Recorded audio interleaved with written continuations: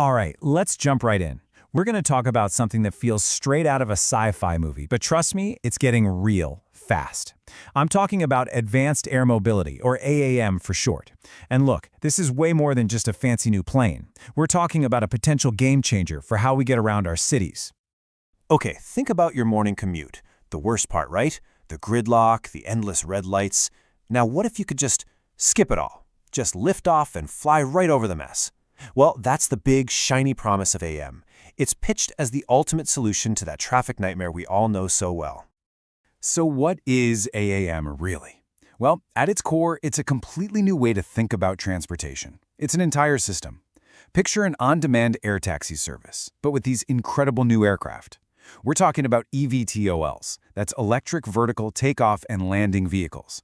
The easiest way to think about them, they take off and land straight up and down like a helicopter, but they fly forward like a plane. And the best part? They're electric, so they're quiet and clean. All right, here's our flight plan for today. We'll start with the market, then see what's fueling the boom, tackle the big challenges, and finally get a glimpse of what our future commutes might look like. Let's get into it.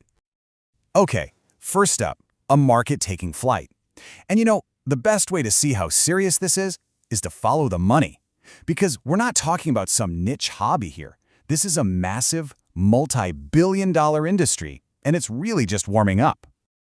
So let's put a number on it. Right now, in 2025, the global market for AAM is already worth a cool $14.5 billion.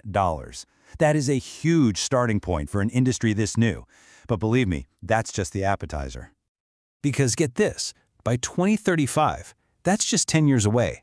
That number is expected to skyrocket to over $132 billion. We're talking about a nearly 10-fold jump. This thing is poised to absolutely explode. And to put that into perspective, what we're looking at is a compound annual growth rate, or CAGR, of almost 25%. Now, what does that mean? It means this market isn't just growing steadily, it's accelerating. It's picking up speed every single year. So, where is all this happening? Who's leading the pack right now? Well, as you can see, North America is out in front, grabbing a hefty 36% of the market. And that makes sense, right? They've got the aerospace history, the big players, and they jumped on the AM train early. But, and this is a big but, the future looks a little different. The real engine of growth is firing up in the Asia-Pacific. That region is set to grow even faster than the rest of the world. Why? Think massive, sprawling cities and governments pouring money into smart, futuristic transportation. Definitely the region to watch. Okay, let's slice up this market pie. What's it actually made of? Right now, it's all about the hardware, the physical stuff, the aircraft, the batteries, the motors. That makes up a whopping 82% of the market. But that's not the whole story, not even close.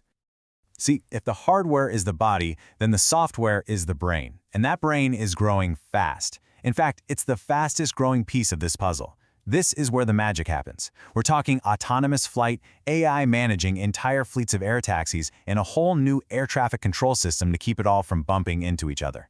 This is the key to going from a cool demo to a real citywide service.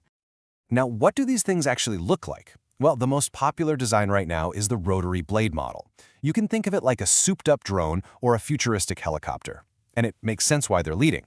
They can go straight up and down, which is absolutely perfect for landing on a rooftop in a crowded city. Okay, next up, fueling the AAM boom. So what's the rocket fuel behind all this growth? It's really a mix of cool tech, big money, and a real need for something new. You know, the story of AJM is kind of a tug of war. On one side, you've got all these powerful forces pushing it forward, reaching for the sky. But on the other, there are some pretty heavy anchors trying to keep it on the ground. Let's start with the good stuff, the drivers. It's really a perfect storm, in a good way. The tech is getting better and better, stronger electric motors, lighter materials. At the same time, governments are actually getting on board and helping clear the way. And then you pour in a ton of cash from investors and add the fact that we're all desperate for faster, cleaner ways to get around. Yeah, that's how you get a market explosion. And this is where it gets really exciting, because it's not just about flying people around. Think about it. Packages being delivered to your door by drone. Urgent medical supplies, like organs for transplant, flying across a city in minutes. And completely new business models, like an aerial ride-sharing service. The possibilities are just huge. All right, but it can't all be sunshine and clear skies, right? Let's talk about navigating the headwinds, because there are some serious, real-world problems that have to be solved before you can just hail an air taxi on your phone. It really boils down to three big hurdles. First, the rules. How in the world do you safely manage thousands of these things flying over a city in an airspace system that was built for planes and helicopters? It's a massive puzzle. Second, you've got infrastructure. These things need places to land, right? Vertiports, charging stations, maintenance hangars, that's a whole new network we have to build, and it's going to cost a fortune. And the third, and maybe the biggest headache of all, is batteries. The tech just isn't quite there yet. They limit the range, how much you can carry, and how long it takes to refuel. That's a major bottleneck. So, let's pull all this together. We've got this amazing potential on one hand, and these huge challenges on the other. What does that mean for the future? What's this actually going to look like? Well, the global picture is definitely shifting. North America has the lead for now, thanks to its established aerospace industry. But all eyes are on the Asia-Pacific. They have these huge, growing cities that are desperate for new ways to move people, and that's pushing them to go all in on this tech at an incredible speed. And, you know, the key to making this all work isn't going to come from one single place.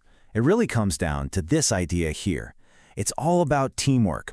You've got the old-school aerospace giants, the big car companies, and the nimble tech startups all having to work together. That's the secret sauce. That collaboration is what's going to finally get this industry off the ground, commercially speaking. So that's where we're at.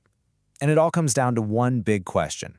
We see the mind-blowing potential, the billions of dollars pouring in, the incredible technology, but we also see the massive hurdles, the rules, the costs, the batteries. So what's it going to be? Is AAM really going to change our cities forever? Or are these challenges just too big to overcome, keeping this whole dream stuck on the launch pad? Look, this conversation is obviously just getting started. If this has piqued your interest and you really want to get into the nitty-gritty of the numbers and analysis, you can grab a sample of the full report. Just use the email or the WhatsApp number you see on the screen. Thanks so much for tuning in.